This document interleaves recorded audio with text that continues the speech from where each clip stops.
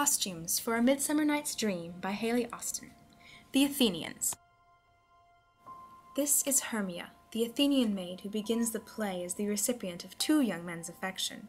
For this reason I dressed her in a noticeable shade of blue-green. This is Demetrius, a young Athenian nobleman. I dressed him in traditional Greek attire with a dashing red cloak. Were I to design the costumes of the other young Athenians, they would be dressed in colors that coordinate with their lovers' costumes. The Fairies. The king and queen of the fairies were green, a color that was associated with fairies in Elizabethan England. Their costumes are made from any fanciful natural material you can imagine. For example, their rough collars could be made from a spider's web. Titania is dressed in the fine fashions of Elizabethan England.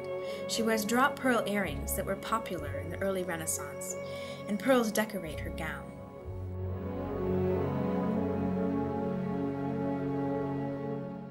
Oberon, like his queen, wears the fashions of the day. Just because they are fairies does not make them out of date. Oberon must enjoy sporting bright green tights and a dashing sun and moon embroidered cloak just as much as any Renaissance nobleman would have.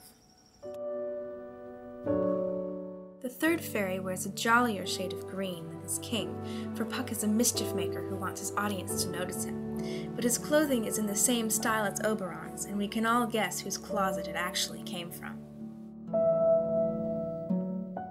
This is Bottom, after he has been translated. He wears the simple clothes of a workman, but his head is Puck's creation. Since Bottom wins Titania's affection for part of the play, he is decorated with blossoms.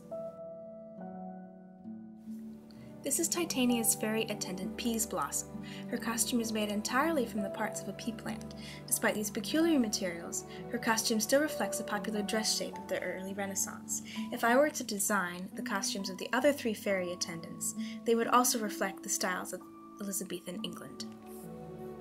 And that concludes the costumes I designed for A Midsummer Night's Dream by William Shakespeare. I hope you enjoyed my journey into Shakespeare as much as I did.